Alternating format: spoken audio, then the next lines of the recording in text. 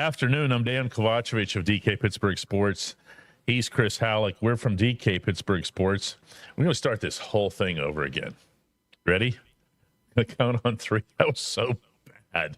I was so out of it. I was up till 7 writing. Here goes. Here goes. Ready? Okay.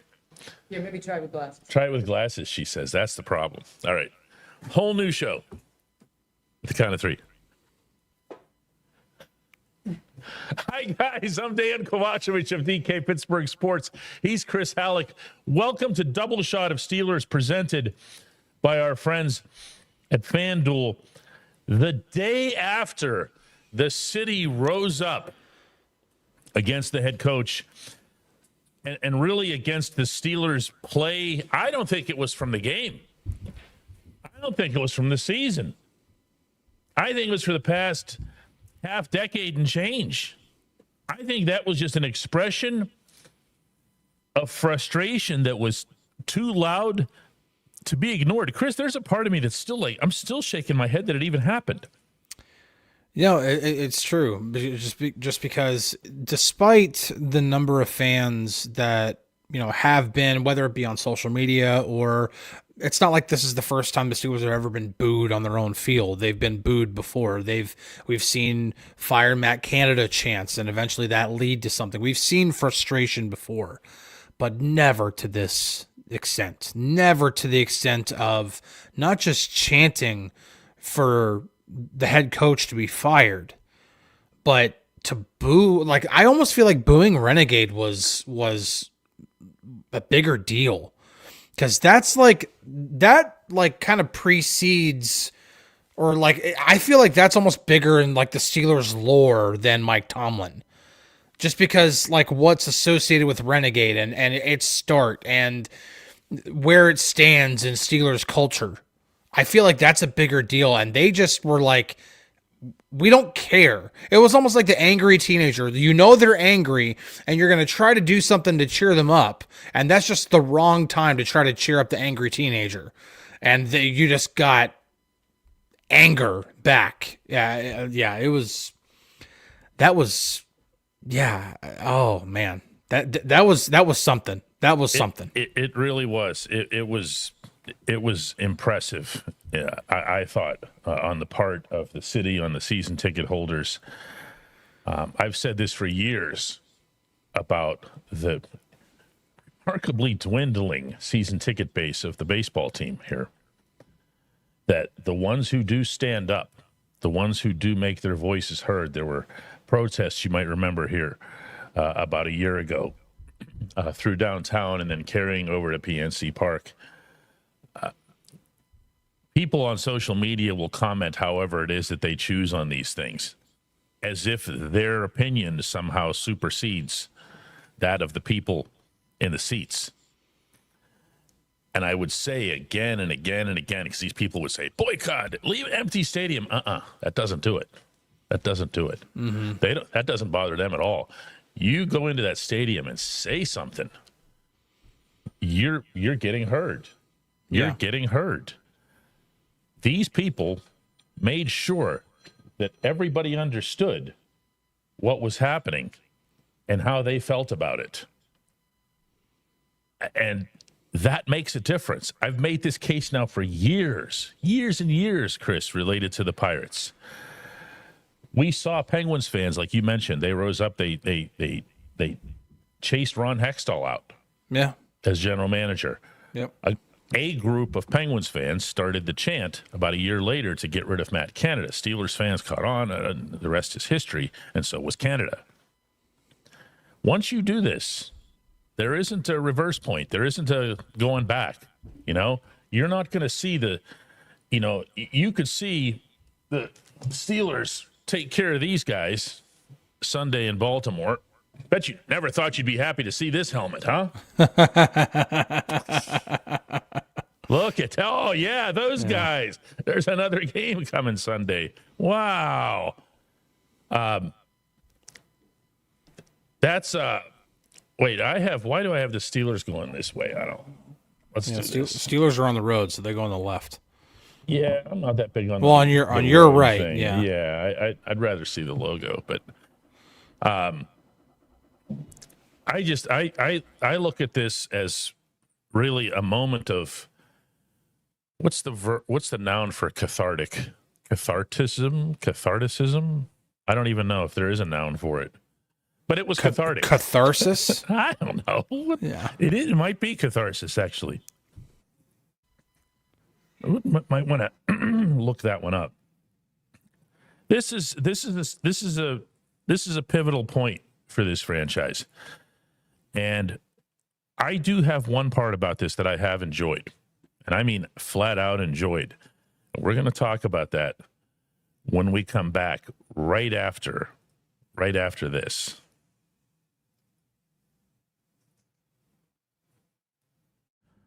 For those of you who are doing real work in construction, in a warehouse, if you're a mechanic, you want reliable, comfortable gear to help you perform well on the job. Brunt Workwear's got you. They've got waterproof boots, safety toe, soft toe, pull-on, lace-up, whatever you need. You can wear them to work, and if they're not right for you, send them back. I don't know of any other brand doing that. Brunt was tired of the workwear brands out there cutting corners. You work too hard to be stuck in uncomfortable boots that don't hold up. So they built something better. Boots that are insanely comfortable and built for any job site. For a limited time, our listeners get $10 off. Just head to bruntworkwear.com. Use the code DK Sports and you're good to go. After you order, they'll ask you where you heard about Brunt. Do us a favor here at DK Pittsburgh Sports and tell them it was from this show. You guys, Steelers versus Baltimore opens up with the Ravens favored by 6.5. Whenever six and a half. First saw it. Yeah. Mm-hmm. I wouldn't expect that's going to be wavering much over the course of the week.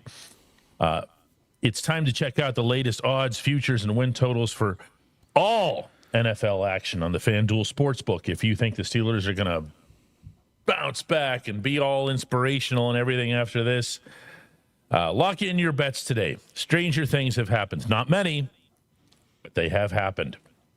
Whatever your game, the FanDuel Sportsbook delivers the latest lines, futures, and specials so that you can join in on all of the action.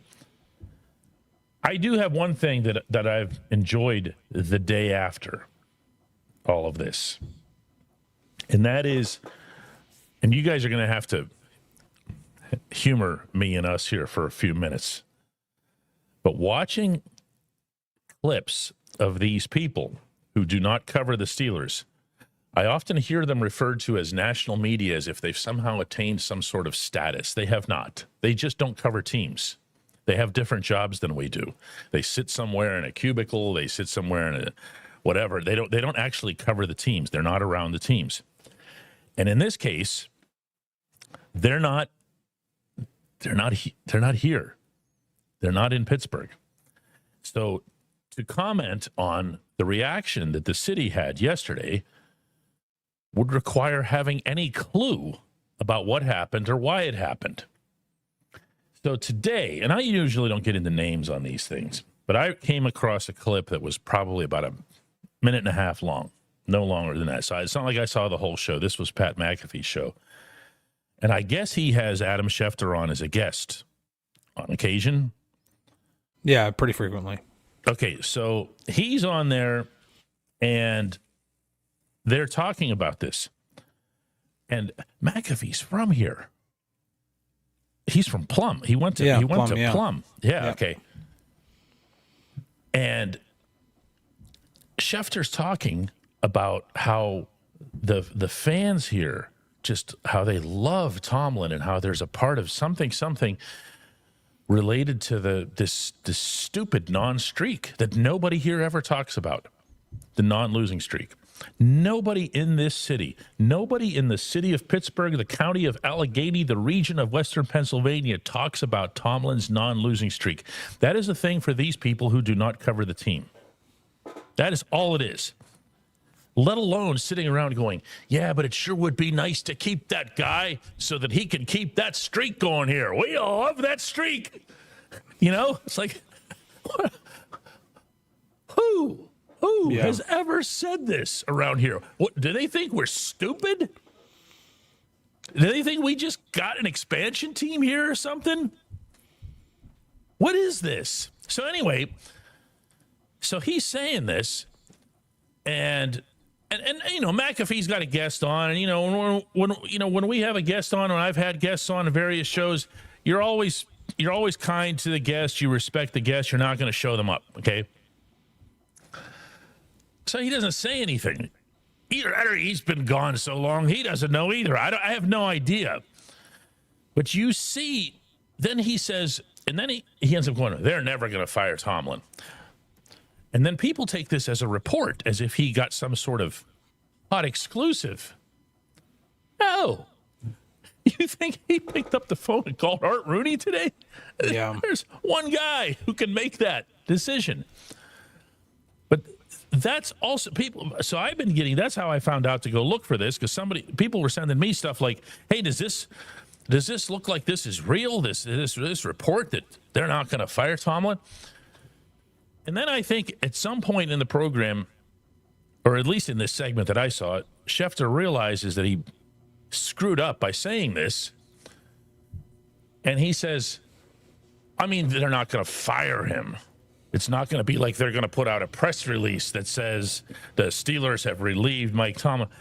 Wow, really? You went from 0 to 60 and back to -5 in that short a span? People, follow the reporters who cover the team. Today and yesterday in combination should be your Exhibit A. They have no idea, Chris. And there's way more examples than this. They have no idea what happened yesterday. Yeah, no, they have no idea what. But again, there are examples of. I'll use the air quotes here. The national media being out of touch when it comes to this stuff, because the opposite of this happened last year. Remember when the sky was falling and they were losing game after game after game after game? There were multiple, again, these national media types, these reporters, these people who have a national platform with whatever they say or wherever they say it. Schefter was one of them, where he was saying Tomlin is going to think about his future after the season's over. There's no thinking about anything. Tomlin's not going anywhere. He's going to have this job as long as he wants to have it, unless Art Rooney II says that's enough. That is the only way. Tomlin will keep this job. If Art Rooney II does nothing about it, Tomlin will have this job as long as he wants it.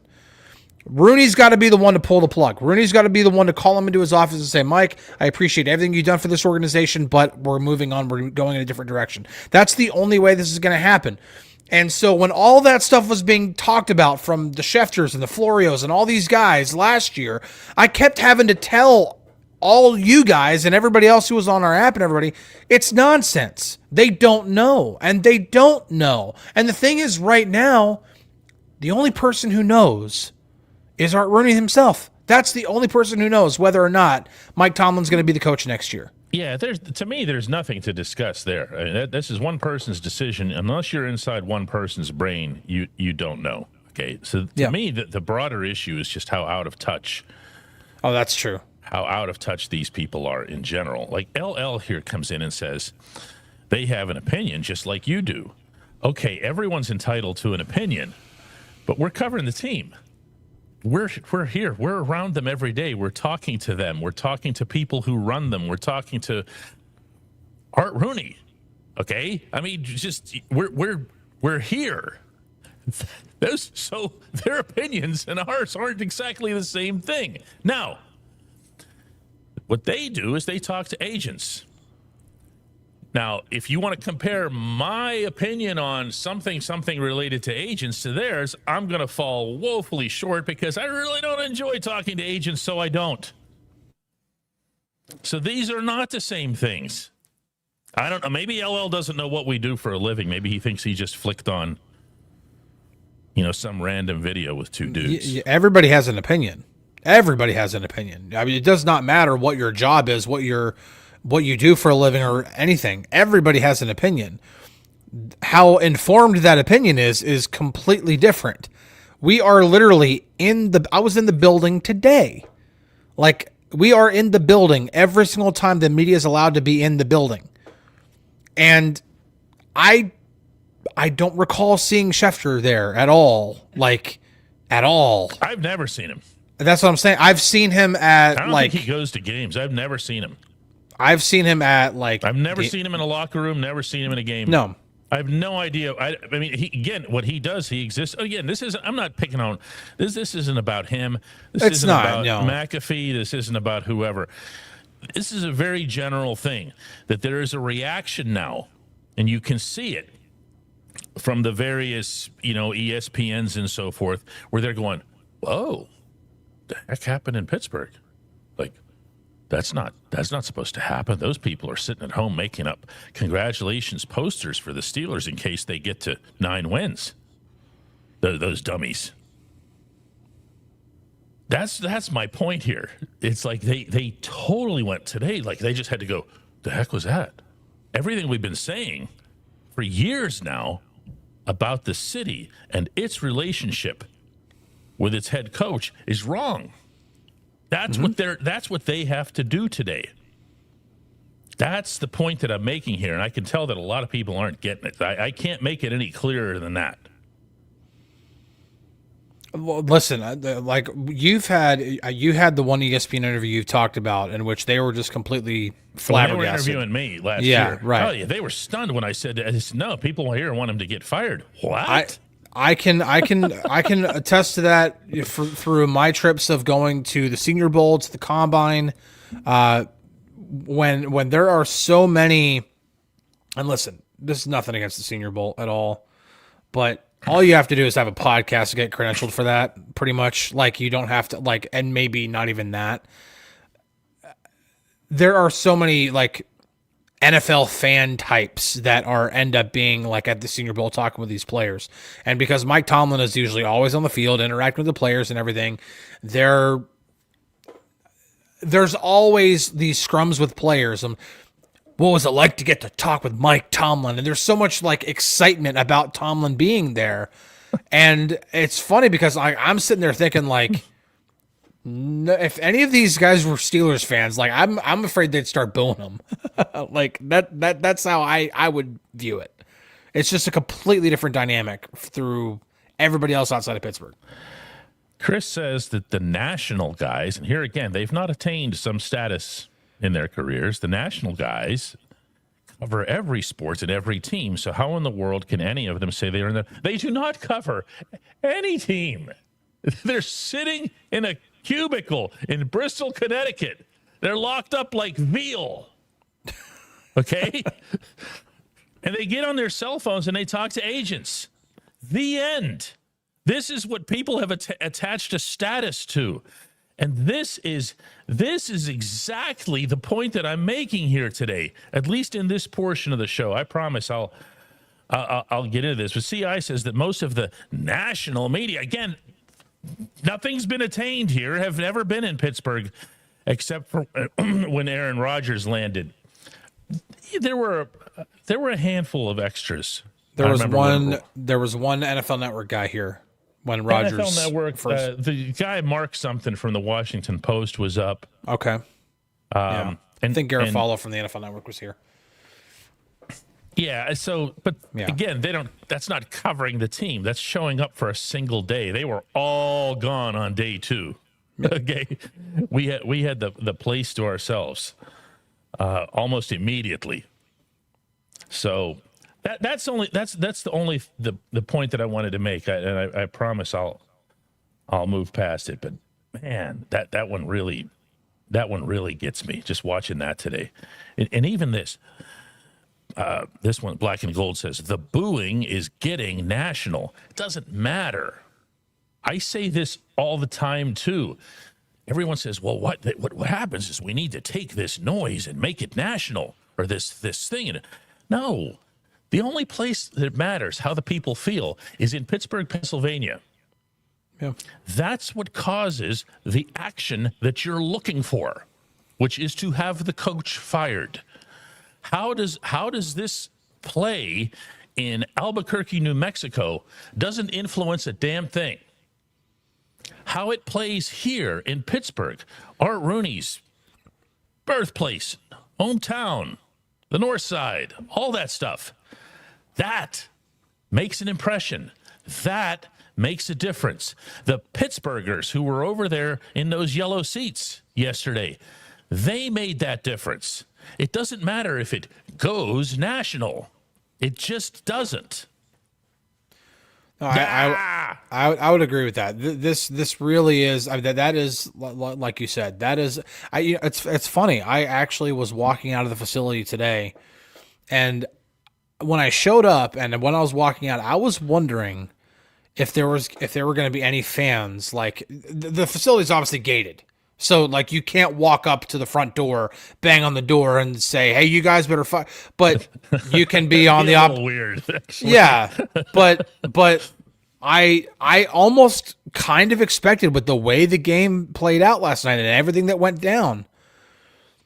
I almost expected there to be, even if it was just a couple fans standing outside on the opposite side of the street, holding up a sign or something, just doing something to make their voice heard even more.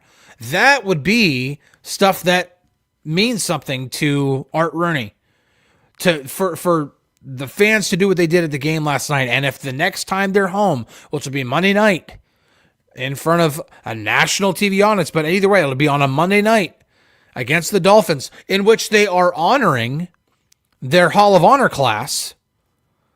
You know, Ben Roethlisberger, Marquise Pouncey, Joey Porter, like those guys are going to be honored in that game.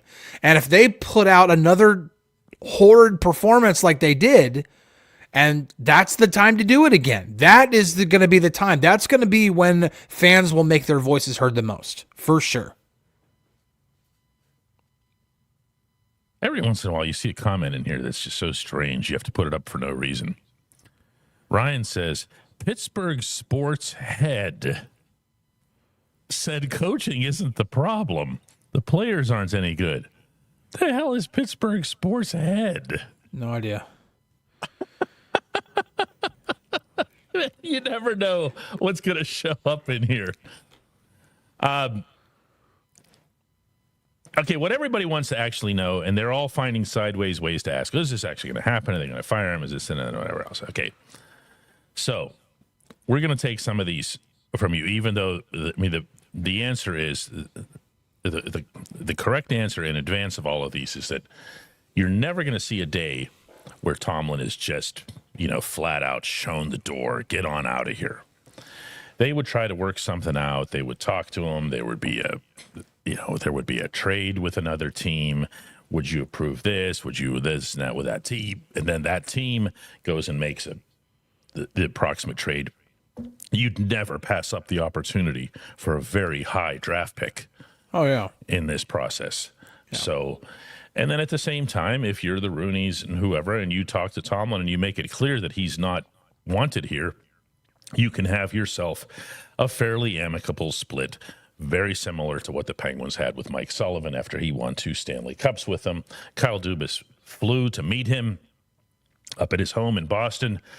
This was obviously this past summer. They sat there. They talked it out. All right, we're going to put out a press release that says this and this. I don't remember exactly how they worded it. It might have been parting of ways. Yeah.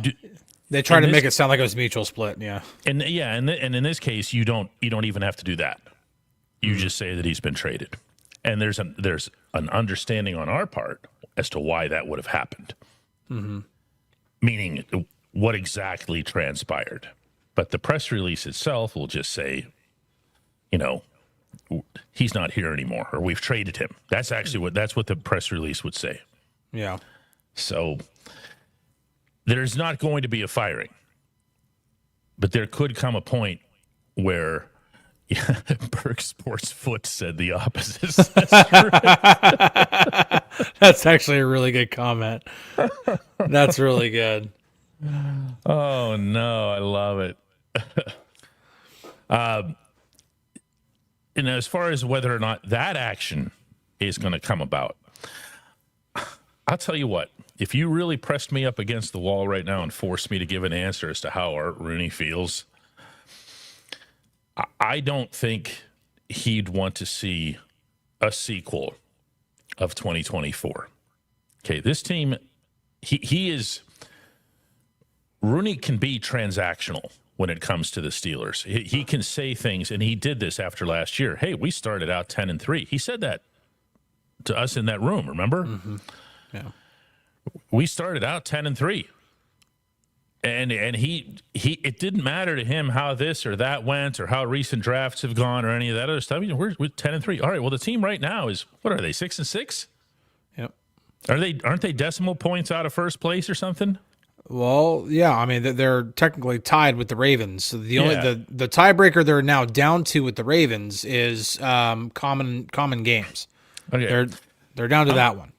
I'm not going to do my Art impression, but I have one, and I'm just not going to do it for you. But I could see Art sitting here right now with us, saying in that very calm voice that you hear him using in Latrobe when he's doing those interviews up there, that the Steelers, look at us right now. We've had some good games. We've had some bad games. We're 6-6. We can be in first place on Sunday, and everybody's going to forget about all this and all that other stuff. I could see that being his thing right now. Do you like what happened at the stadium yesterday? No. Do you like seeing Renegade? Well, we shouldn't have played it. Do you see what I'm saying? Yeah. That's Art. If you guys want to know where his head is, it's probably from years of being around the man. That's probably where it is. If you think he's off somewhere plotting, I'm gonna fire, that's not him. He's showing up the next day for work, and he's thinking about these guys and what can happen Sunday in Baltimore. That's it, Chris. Yeah, well, I think if there is any chance for Rooney to really think about making a change, it's not going to happen until after the season's over. Oh, nothing's happening mid-season. Nothing is happening mid-season. There's not going to be this surprise show up where I go to the South Side tomorrow for Mike Tomlin's press conference, and instead of Tomlin walking into the room at 12 o'clock, it's going to be Mr. Rooney walking into the room at 12 o'clock, and then he announces at the podium that Tomlin's been relieved of his duties. That's not going to happen. No. But if there's he will let the season play out, and because for as bad as this team is right now, and they just allowed the most yards they've ever allowed in Pittsburgh in 50 years on the ground. Yeah. They are as bad as it gets right now when it comes to the way they're playing. And the attitude in the locker room seems to not be in unison. Aaron Rodgers' comments were different from Cam Hayward's comments. And then when Cam Hayward was made aware of what Aaron Rodgers said, Cam just said, ask Aaron. Well, that's become standard in there. If Aaron spoke up, because Aaron did something similar when he was asked about something that TJ had said, who was just at the podium before him, and Aaron was like, whatever TJ said, I mean, you can't do that. These things happen. They're not sitting there studying transcripts of each other's comments. No, but what you can do is you can look at all the players who are asked the same question. That's another thing to do. And you can hear a nice kind of contrite response from Calvin Austin. And then I asked Jack Sawyer the same question today, which was, what is the mood like on the sideline, on the field, in the locker room when you're hearing your crowd boo you and chanting for your coach to get fired? And he says, honestly, I think that's BS. And he didn't say BS. He said the actual word. Like, I mean, those are two very, very different stances. And if the locker room is possibly disjointed while they're playing like this, I don't see any way out of this without, like, in terms of they're tied for first place right now. They can still win their division. And if they win on Sunday, their chances of winning the division go way up. And yeah, they do. But do I think that this team is going anywhere this season, whether they finish 6-11 or 11-6? No, not at all. Now, Fish says that the national media, here we go again, would absolutely roast Rooney if he fires Tomlin, to which I have two things to say, one of which you already know. And the second one is, you like that? And the second one is, who cares? Yeah. Who cares what they say? You know, it's 2025 on my calendar. You see this box that Chris and I are in? You see this thing? What are you laughing about over there? Are you being ridiculous? Oh, get Nick Rallis off my screen. I knew you were up to no good over there. Put That was other too one good. Back. That was too good. This box that Chris and I are sitting in, this is television in 2025. Yeah. And this has all the reach, in fact, more reach, if you think about the scope of YouTube and who all can access it worldwide, than anything else that you have. We have perceptions that we tie ourselves to, as far as what is television and what is radio and what's internet. And then from there, we attach these false prestige labels to them. Just the Steelers are in Pittsburgh. If I'm looking to read about things that interest me that have nothing to do with sports, I go straight to the sources. Okay, when my stuff that I read about comic books or music or stuff like that, I go straight to the source. I don't mess around. I don't go find somebody who is, you might as well find somebody from Peru or Colombia or whatever to find out what they think, because they're not covering the Steelers either. But you've been yelling at readers. I'm not at, like no, 45 minutes. not at, with. Really, it sounds like it. All right, well, she's getting on me for this. Yeah,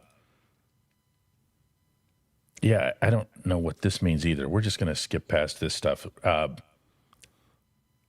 You asked a rookie a loaded question, though. Did you? It wasn't a loaded question. It was Everybody's been getting that question. Everybody in the room. There's no exceptions. No, and they should be getting that question because the fan base is now chanting for your head coach to be fired. This is a head coach It's a story. Yeah, this is a head coach that, regardless of how you feel about him right now, is still a head coach that has gotten a lot of wins in this for this franchise and has won a Super Bowl with this franchise. This is still a head coach that is going to be talked about for a long time coming after this. This is not some sort of blip on the radar guy. So when that coach is being the fans are chanting for that coach to be fired, it's important to find out how the players feel about this, because then you need to find out from the players, because the consistent thing that even I tell you from the locker room is that the players remain bought in to Tomlin and his messaging. So when that starts happening, does that change at all? And that's a legitimate question. That's why, and it's not trying to push Jack Sawyer up against, and of all the players, Jack Sawyer is a rookie who's just now getting his feet wet in the NFL. And the only reason that I asked him that question was because he was one of the very, very few players who even said anything today in a very empty locker room on a Monday, which it's usually pretty empty on Mondays. That's not abnormal. Mr. CJ calls firing Tomlin the clickbait of the week. You take this one, Chris. Chris has learned an awful lot over the weekend about clicks and what they mean to this business. They mean the thing is that there are well, especially for us, clicks mean absolutely nothing. Nothing. We Zero. make, and the reason why is because I'll peel back the curtain, because there are businesses that rely on clicks in order to make money, and they don't make money. And the thing, and the thing is that even pre-COVID and just barely after COVID and even during COVID, they could make something off of the clicks because they just could. Google AI showed up and took away everybody's all of it. Because when you Google something, what's the first thing that pops up? Yeah, it's all It's AI not now. stories. It's Google AI telling you what the answer is. Yeah. So no, the click world is over. I like this one from Serge, who says, "Hey DK and Chris, what the heck happened to the Steelers?" And I think that's a fair question, because when you're 4-1, and you come back from a legitimately uplifting win in Ireland, where a lot of things went right, and you took care of what at the time seemed like it was a pretty good opponent in the Vikings. You come back home, you take care. Who did they play when they came back? I don't remember now. The Browns. It was after the bye week. Yep. Had a really nice offensive showing against a really solid defense that Cleveland had. Okay, we're not rewriting history. This is history as it was then. This team's 4-1. Not only are they in first place, they're miles ahead of everybody in first place because the entire rest of the division was either collapsing or because of the Bengals and Joe Burrow on the cusp of collapsing. So what happened? What happened? I'll keep mine real simple. No, I can't. There's just too much that happened. I was going to try to just come up with something offensively and say, all right, well, you stopped expanding the offense. You never got into the point of being rhythmic. You never took what your actual strengths were and attacked with them. Even this past Thursday, Arthur Smith said when he talked about what it is that the Steelers needed the most, he talked about chunk plays. And I will respectfully disagree with Art on that. I don't know that they have an offense that's built for chunk plays. They certainly don't have the wide receiving core for it, and they don't utilize their tight ends over the middle of the field. So where did you think this chunk was going to happen? By throwing deep to Cal? Jump balls to Cal? Well, I think part of the problem is that he expects the run game to open things up for chunk plays to happen. And the problem is, and the Bills did this. I mean, how many times did I say yesterday in the press box as we're watching the game that the closest Bill or the furthest any Bill defender is 7 yards from the line of scrimmage? More like 7 inches at times. The entire franchise was lined up at the line of scrimmage. There was nobody Buffaloes, deep. Yeah. There was nobody deep. I saw the GM out there for one snap. But seriously, there was nobody deep. There's no respect for what the Steelers can do through the air. None. Because they know that they can just roll all the coverage over to DK, take him out, and then they aren't scheming up. And this is another thing. Festive Chloe Smith says, Muth is non-existent. They don't use Pat Freiermuth. No targets. They don't use him. And why they don't use him, I don't know. I know I'm Mason Rudolph's big defender and all that other stuff here, but having Mason come in ice cold and having him throw a sideline route to Darnell Washington 20 yards downfield is about as nonsensical as you get. Mason didn't call that play. Okay? Mason's just the quarterback. Yeah. That play was designed to go to Darnell Washington, who does not get off the ground, by the way. Enormous dude, but does not leap up for the football, and you saw he didn't there either. Yeah. But there's nothing happening there. If you're going to run that sideline route, who's your best tight end to run a sideline route? By far. Freiermuth. Yeah. Freiermuth, yeah, he's as good a sideline tight end as there is in the game. But he's also good over the middle. Mike Tomlin even called him a zone killer earlier in the season. Yeah. Zero targets. Did not get involved in the football game at all. Wandering Warrior says exactly the offensive passing scheme sucks. The thing is that it's not just that. The players, the receivers also are not getting open. That's another problem. Now, you can blame the schematics for some of that, and you could also blame the fact that these receivers just can't get open. They can't get separation. It's there as it normally is. There's blame to go around. When you start actually breaking this down, there's blame to go around. There's blame on Omar Khan for not getting a WR2. There's blame on Arthur Smith for not having schemes that can scheme guys open. There's also blame to go around on Calvin Austin and Roman Wilson and Jonnu Smith and all these other guys of not consistently getting open. I don't want to hear, well, Roman Wilson got open on that one pass downfield. Okay, one time he got open. Whoop-de-doo. He doesn't get open consistently. There's blame to go all around. And when there's blame to go all around, and it's the reason why this team is doing this every single week, you don't know what to get, who does that ultimately fall back on? The head coach. Yeah. It just does. Which is why it's good that the fans directed their vitriol yesterday at the head coach, because that's who ultimately is responsible for all this. Yeah. It is kind of funny that it was an offensive play that was the trigger point. It was the decision to give the ball to Kenny Gainwell. But if the fans had had an opportunity to break that play down on film before they decided whether or not they were going to boo, I'm obviously being over the top here. But if they had, it's like, let's just freeze time for a second. Let's look at this one on film. Oh, the boos would have been so much uglier. Oh my. That was such a bad. It wasn't just a bad play concept. It was a bad design. Yes. They put Jonnu Smith Gregory Rousseau. on Greg Rousseau. This is a light blocking, and I'm being generous here. He's the worst blocking tight end in football. And here, guess who ends up making the play? Rousseau comes across just routinely, like it's nothing, like he's untouched. Meanwhile, had lined up across from Rousseau at the outset of the play was Darnell, the best blocking tight end in human history. Okay, and he decoys out to the right for a pass that nobody ever intended to throw to him. When you hear people say occasionally, I think they're really overthinking this.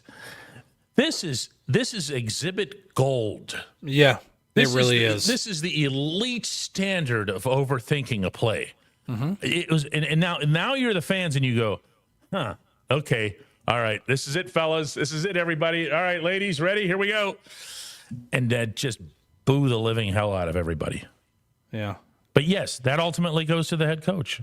It does, because again, it was easy to point out, like when the offense was so terrible under Matt Canada, and it was obvious that the offense was the anchor weighing down the rest of the team. Not saying that the defense in the 23 season was immaculate or amazing, but they were good enough where if there was a good offense on the other side, that team could have done some damage. That team might have been able to at least win a playoff game. That defense was at least that good. That offense, until Canada was fired midseason, was, I mean, like the way the Steelers offense is playing right now, like this, but like every week. It was the obvious anchor weighing everybody else down. And that's why, once the move was made and they put Eddie Faulkner and Mike Sullivan in charge, that you saw some differences. You saw the offense not be this albatross. That's not what this is. These are issues on offense, on defense, on special teams. They're all over the place. There are so many issues. You can't just point to one or two and say this is the reason. And again, when that happens, it falls on one person. Yeah, and when it happens this deep into the season, I think this is worth bringing up again as well. Those of you who've listened to or watched or read my stuff over the years know that I make a big point about performance versus results, especially early in a season. And that applies to all the teams and all the sports, regardless of their situation. I've had that discussion a lot about the Penguins of late. They have a nice record. But the record, it's 12-6-5, something like that. Playing tonight in Philadelphia. 12-7-5, I think. Yeah. So whatever it is, if they beat the Flyers tonight, they've got in Philly, they've got 13 wins through pretty much a quarter of a season, which is just a wonderful start for them. But are they getting better? Yeah. Do you follow me? Yeah. Like, they're still leaning on Sid and Gino for all their scoring. They're still leaning on what's been tremendous goaltending from Tristan Jarry. They're still leaning on the number one power play in the National Hockey League.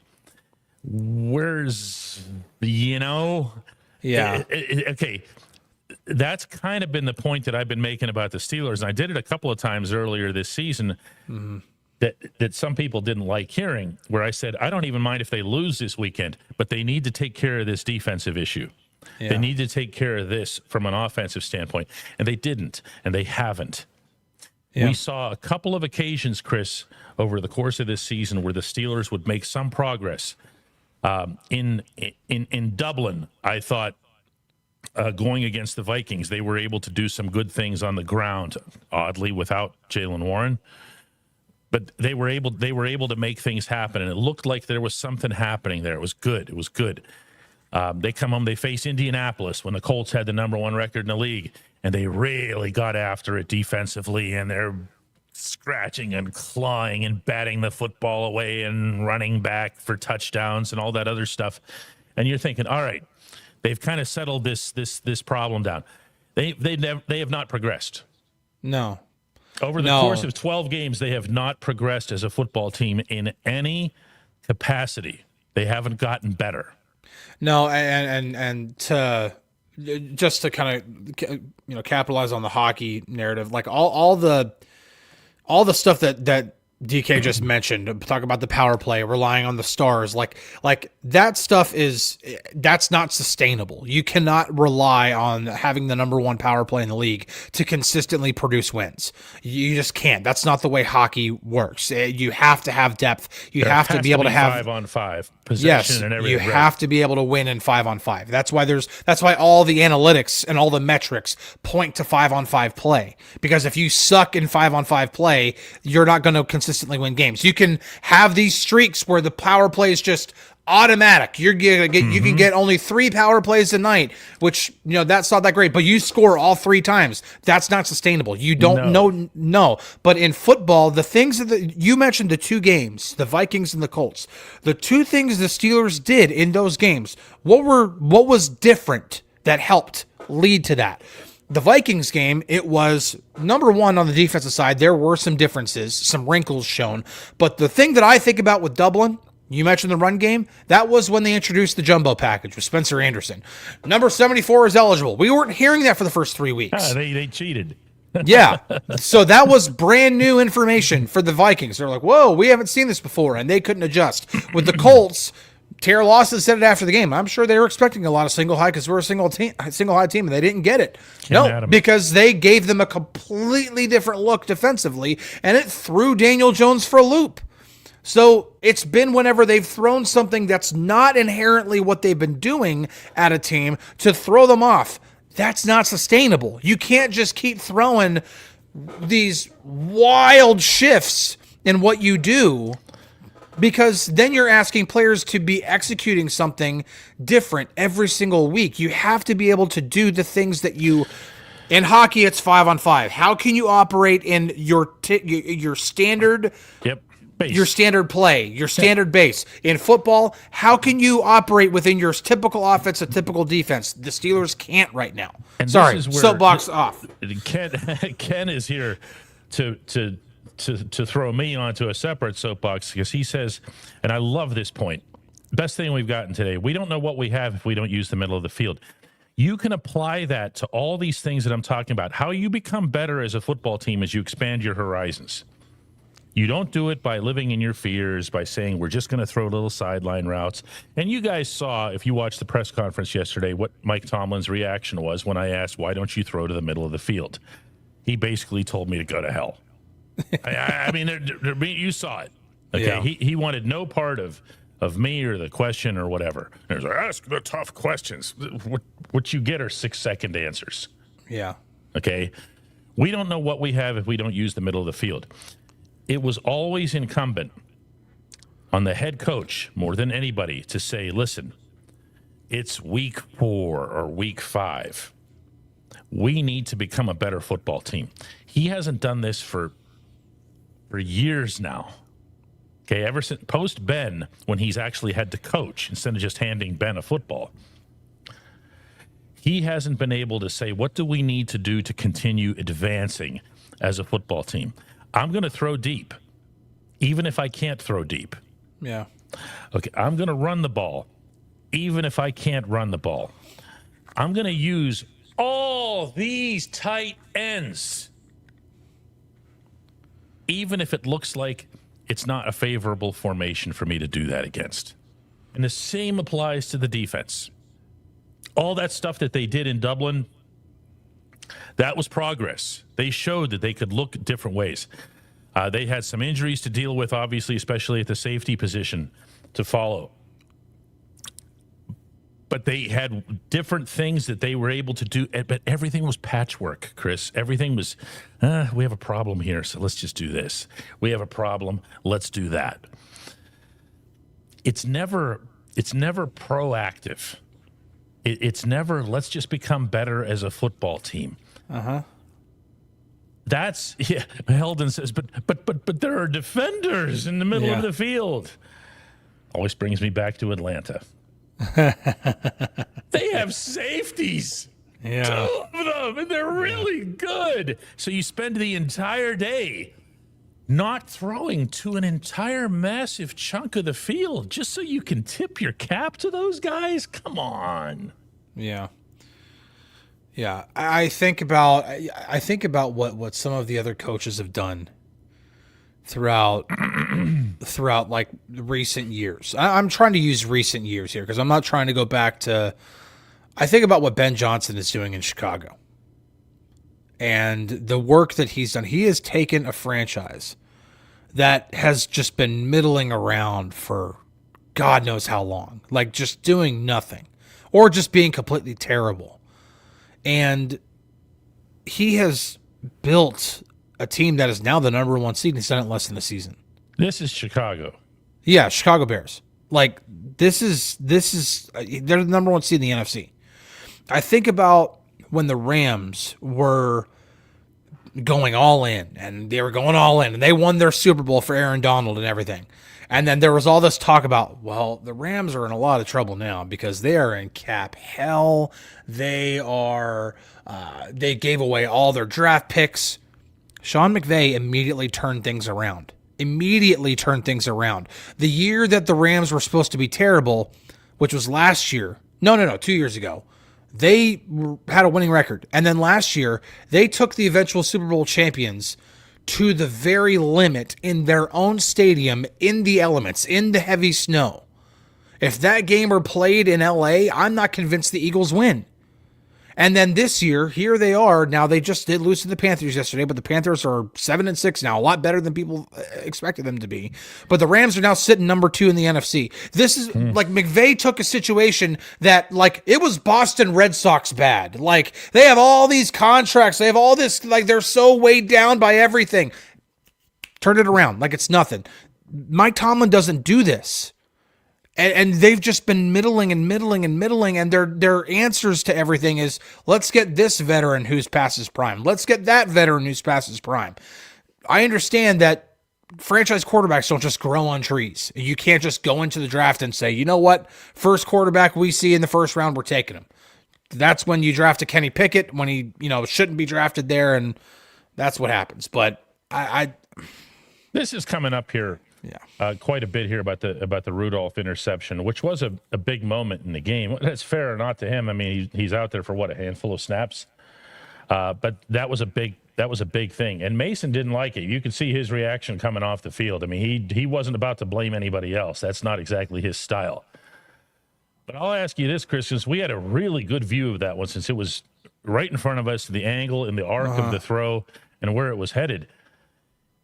And this is hypothetical as hell, but just if that's Freiermuth, that's a catch. Most likely. That was also really tall. I don't think it was the best throw. It was kind of not the best throw, but it was coming in. It was coming in on a pretty significant arc, and Pat knows how to move his feet. Darnell just froze. Well, and Freiermuth knows how to keep running.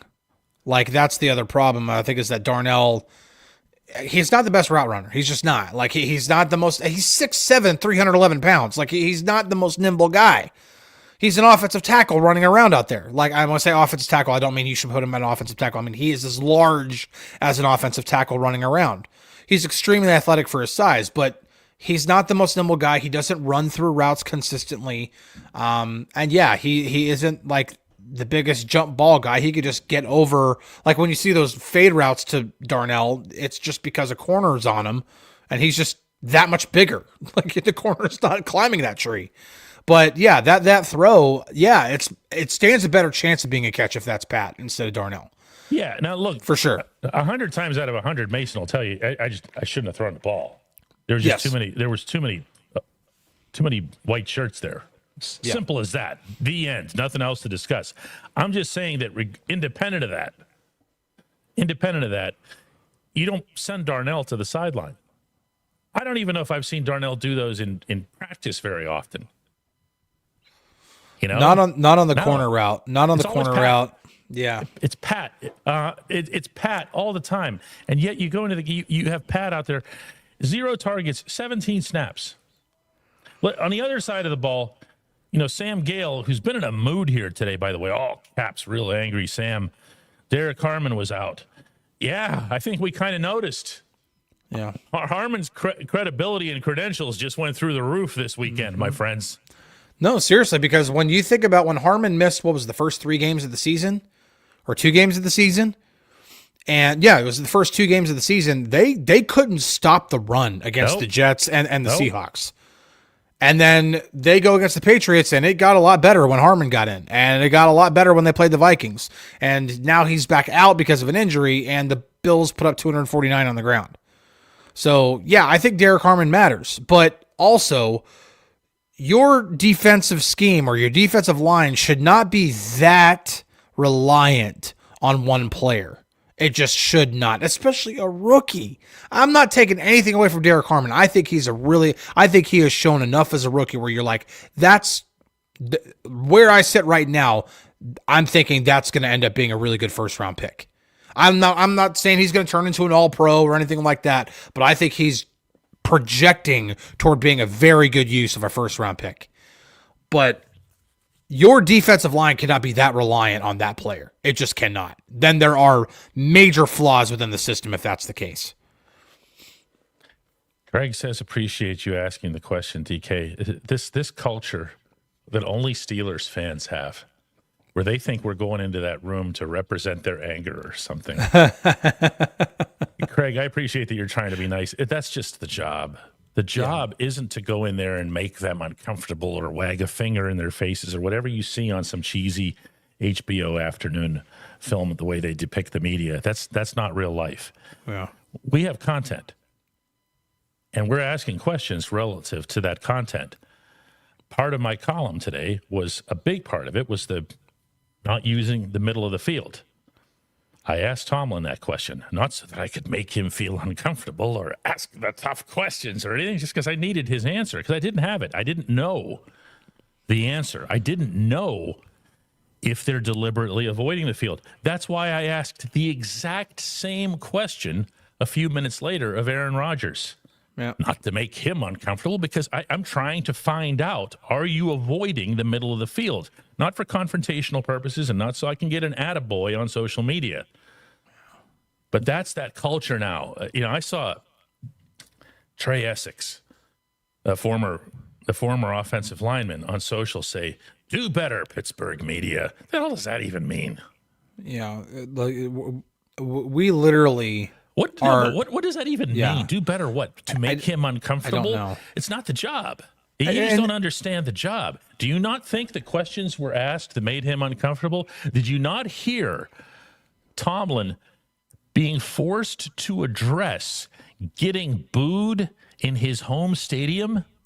Getting chanted for him to lose his job in his home stadium, yeah. What question did you want to ask on top of that? Yeah. Do you suck, coach? This is, Bill Graham from the BBC. Are you the worst coach who's ever lived, coach? Yeah. Like, what do they, We literally are, you have content. Yeah. And if you did something like that, it's considered unprofessional decorum. There's a professional decorum that goes both ways. People think we would get in trouble with the Steelers. Oh, they'll take away your credential, which, by the way, has never happened as long as I've been around the Steelers. They have never once taken away a credential from anybody. Anybody. And there have been some who've really pushed that line in terms of unprofessional, and it hasn't had anything to do with questions. And they still haven't taken the credentials away. But you do this. Yeah. These are just we're asking about football. Yeah, and so that's the thing is that, like, again, we're not going to speak stuff for. Is so dumb. Yeah, we're not gonna speak for other outlets and the way that they operate, but for us, we literally have a game plan as we're going downstairs. DK is like, I'm gonna write on this, Yeah. and I'm like, okay, I'm writing on this, and I'm writing on that, whatever. We have, Craig, and don't apologize, man. You didn't say anything wrong. I'm just trying to clarify what it is that we actually do. All you said was thanks for doing something. I'm not being mean about that. I'm just trying to share what it is that we actually do and why we don't need to accept thanks for it. We're literally just there for, it's like mopping the floor. yeah. We're there to do the job. I'm gonna literally. I am going. I like one of the things I was writing about yesterday was the fact that they gave up 249 yards on the ground. That's a major story. We need to find out why. What did the Bills do to emasculate you? And so if I would have been, if DK said you go into Tomlin, I would have gone into Tomlin. That's what I would have asked him. Or if it gets asked by somebody else, okay, great. I have the answer I'm looking for. That's what we're doing when we go downstairs. Carol says the media attacking Tomlin isn't going to change anything. It's not just, it's still not being understood here. If a reporter on my staff, I'll be more specific about this, okay? And Chris knows where I'm going. I'm going to duck. Well, no, because if a reporter on my staff goes into a press conference, any team, any setting, and carries themselves unprofessionally, they're not getting in trouble with the Steelers. They're getting in trouble with me. Yeah. Because 100%. we have a reputation and we have a name to uphold, not with the Steelers. We don't answer to the Steelers in any capacity. People, I'm calling for the coach to get fired every day. Okay? Nobody's afraid of anything. But man, the myths really do persist,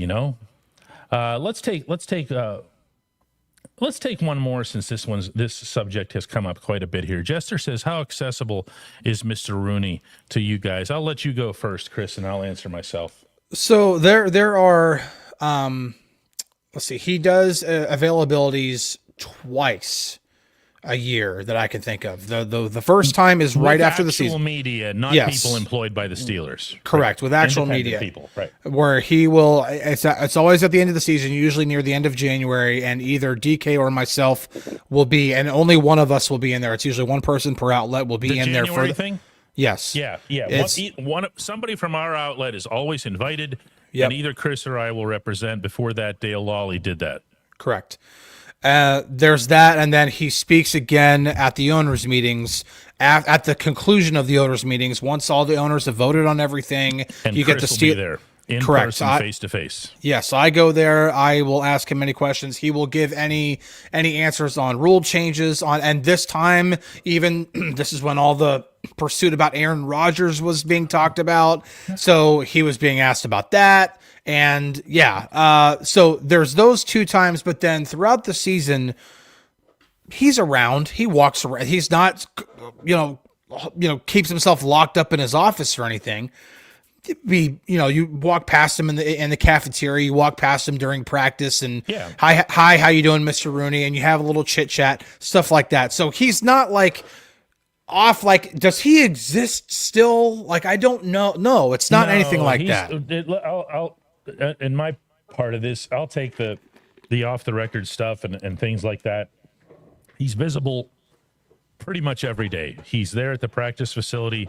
A lot of the times when the team is out on the fields, he'll be riding his stationary bike over there to the side of the weight room. Outside has a nice little situation over there. Keeps himself fit and all that other stuff. And I've just walked over to his bike and just started talking to him. It's not. It's not. This isn't someone who gives off the aura. Don't talk to me. Yes, stay away, minion. Tomlin does that. Rooney doesn't. No. If you go over there and I had a really he has a little bit of a running thing when and actually Omar Khan does this too. When they see me, they just say, "Hey, DK Sports" or something like that. Okay, because they're citing the name of the company. And I had a talk with Art before the trip to Ireland, talking about how I was going to be taking my wife over for the first time. She'd never been there before I had. And he gave some insight into Dublin and its recent history and all this other stuff. It was a really good conversation. These aren't aloof, way out there people. If that's what you're asking, Now, if what you're asking is, can we get in his face and go, listen here, Rooney? If you don't fire Mike Tomlin at the end of the season, Why are you such a loser? Why are your facilities so decrepit? Yeah, we can whatever else. You know. And listen, like Rooney has had to stand there. Like I remember the first time the NFLPA report card came out, and it like there was all those terrible remarks about the owner, about the facility, all this stuff. Well, that happened during the those always come out right around the combine. Like I'm usually in Indianapolis when those come out. It's not that much. It's like just a few weeks later that the owners' meetings happen. Well, that's when Rooney talks. Like that's one of the times he talks, and you bet he got questions about that. Like he has to answer to that eventually. So it's not like he's going to not answer questions. He will eventually answer questions about what happened yesterday. They've limited his. It used to be like I remember the really, really tough playoff loss to Denver out in Denver. The Tebow game? Yeah, I just pulled him aside. No, this was the Peyton Manning game. The noodle arm game. There were two of those. The noodle arm game. I mean, I did the Tebow game too, but that's not when this happened. And I just pulled him aside. He was standing around in the locker room. I said, "Hey, can you answer a couple of questions?" He goes, "Sure." That's the way that used to be. That's been minimized, not by him, by the media relations staff. So it's just, there's a more finite thing. Well, I know what the only reason anybody's asking is because they want to throw him on the grill tomorrow. Yeah. And listen, I think he should fire this coach too. And I see a lot of people here saying, you represent the fans. You're supposed to represent the fans. We don't represent anything. No, we don't. We represent one thing in those things. That's this company. Yeah. That's what I'm talking content, about. Yeah. And this content that we're producing. And my column today was about what happened with the booing and everything else here. I had a couple other things that I needed to get into. That's it. I don't go into that room thinking, man, I need to fry this guy. Because the fans want that. We're not representing anybody. No. Except this company and the content that we're producing. That is it. That's how journalism works. That's journalism. Yeah, my job as a beat reporter is to literally give you as much information about the team that you need. And if that requires me contextualizing that information on top of that, then that comes with the job too. I have always taken pride in not just giving you the information. I can give you the information. I can tell you what's going on like I'm just texting it to you. But I also want to contextualize it for you so you understand the proper context around that. And so that's part of the job. My job is not to go in there and to be angry for you because you, the fan, is upset. You, the fan, should be upset. Your team has not been good, has not been consistently good and is about to go 9 straight seasons without a playoff win. Right. So the questions that you go in with aren't, let's ask the hard questions and impress Trey Essex and wow, you should seen the replies to that thing. What an absolute mess. If you don't know something about journalism, listen, I'm not acting like I'm high and mighty here because I know more about journalism. I could ask you about any number of about 1 billion things, and you would know way more about it than I would. But you know what I would do in that event? Ask. Mm-hmm. Just ask. Nothing else to it here. Bro media. This show is so entertaining. So, all right, guys. Well, we're going to call it a day here. I ask you to download the app, DK Pittsburgh Sports, and do that through Apple or Android. And then after you do, if you want to get the good version of it, email me directly. I'll answer you tonight, I promise. DK at dkpittsburghsports.com. That will turn into a big old discount for you guys on the premium level of the app, like a really, really huge discount. Let's take care of that today, me and you. And Chris, I'll see you tomorrow at another invigorating Tomlin session. Oh, yeah. I'm sure it's going to be a lot of fun. See you guys.